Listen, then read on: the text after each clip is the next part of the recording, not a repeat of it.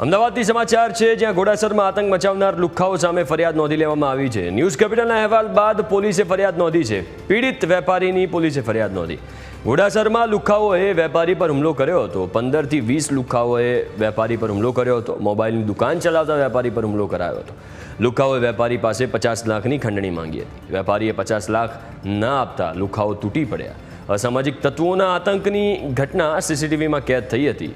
ઘોડાસરમાં Punitnagar crossing પાસે પણ આ ઘટના પુનિતનગર ક્રોસિંગની નજીક આ ઘટના બની છે, જેની તસવીરો તમે સ્ક્રીન ઉપર જોઈ શકો છો। Punitnagar railway crossing Vatva GIDC road ઉપર એમને બોલાવ્યો હતો કે અહીંયા આવો તમે 5-10 મિનિટ માટે આપણે મળવાનું છે એવું કહીને, ને એને પછી મારી સામેવાળા એમનાથી 50 લાખ રૂપિયા માંગતા હતા કે તમારે અહીંયા ધંધો કરવો હોય તો 50 લાખ રૂપિયા આપવા પડશે, નહીં તો ભાઈ અમે તમને બતાવી દઈશું, અહીંયા જીવા નહીં દઈએ એવું। એમનું નામ કંઈક જય ગઢવી કરીને હતો, જે ફોન કરીને હેરાન કરતો હતો, અને એની જોડે બીજા 10-12 જણા બીજા બી આવ્યા હતા, જે બધાને મારીને ગયા છે એવું છે।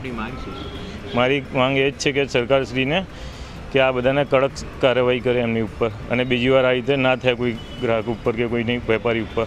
અને આ કામના જે આરોપી છે જય ગઢવી, એ આ ફરિયાદીની પાસે ખંડણી માગતા હતા, અને એને અગાઉ અવારનવાર ફોનથી એવી ધમકી આપતા કે તારે જો ધંધો કરવો હોય, અહીંયા મોબાઈલની શોપ ચલાવવી હોય તો 50 લાખ રૂપિયા આપવા પડશે, આવો અવારનવાર વોટ્સઅપ કોલ કરી અને એને ધમકી આપતા હતા। તો આ કામના ફરિયાદી અત્યારે છેલ્લા કેટલાક દિવસથી ઉત્તર ભારતના પ્રવાસે ફેમિલી સાથે ગયેલા, અને રાત્રે એ 1 વાગે એરપોર્ટ પર ઉતર્યા। એ વખતે પણ જય ગઢવીએ ફરિયાદીને ફોન કરેલો કે ભાઈ તું અત્યારે મને મળવા આવ, એટલે ફરિયાદી રાત્રે 2 વાગે એમની શોપ પર મળવા ગયેલા, અને એ વખતે આ જય ગઢવી અને એના અન્ય સાગરીતો મોટરસાઇકલ અને 4-વ્હીલર ગાડી સાથે ત્યાં લાકડી, ધોકા અને છરી સાથે આવેલા અને હુમલો કરી અને કમલેશભાઈને જીવલેણ માર મારેલ છે। આ કામે હાલ ફરિયાદી હોસ્પિટલાઇઝ છે, અને ફરિયાદ લઈ અને આગળની તપાસ તજવીજ ચાલુ છે। છેલ્લા 16 વર્ષથી કામ કરું છું હું। મારી 5 અલગ અલગ જગ્યાએ બ્રાન્ચીસ છે। છેલ્લા 1 અઠવાડિયાથી સતત મને ફોન આવતો હતો ખંડણી માટે કે તમે પૈસા નહીં આપી શકો તો તમે કામ નહીં કરી શકો, પૈસા તમારે આપવા જ પડશે।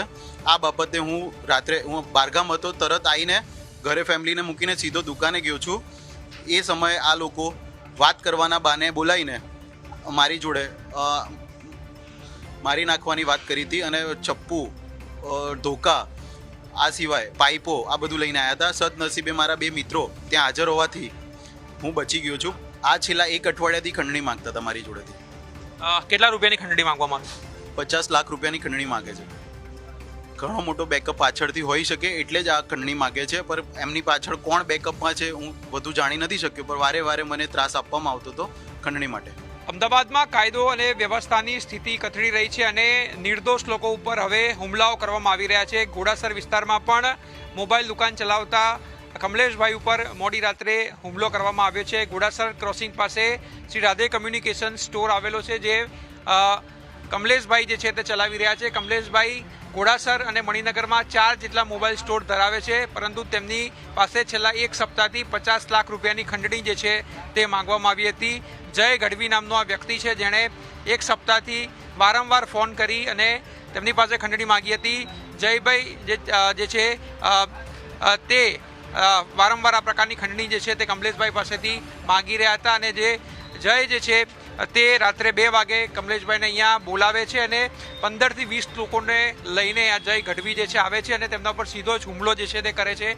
મોબાઈલ સ્ટોરની બહાર જે છે તેવા પથ્થરો જોઈ શકાય છે, ઉપરાંત પાઇપ અને છરી વડે પણ તેમના ઉપર હુમલો જે છે તે કરવામાં આવ્યો હતો। પાઇપો પણ આપ દ્રશ્યોમાં જોઈ શકો છો કે આ પાઇપો દ્વારા જે છે તેમના પર હુમલો કરવામાં આવ્યો હતો, અને સમગ્ર ઘટના જે છે તે પણ સીસીટીવી કેમેરામાં કેદ થઈ છે।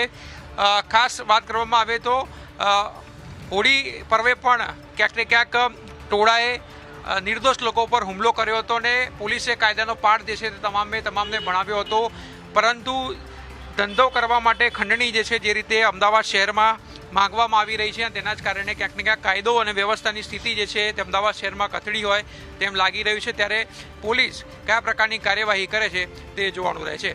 કેમેરામેન રીતેશ સાથે આશુતોષ ઉપાધ્યાય, ન્યૂઝ કેપિટલ।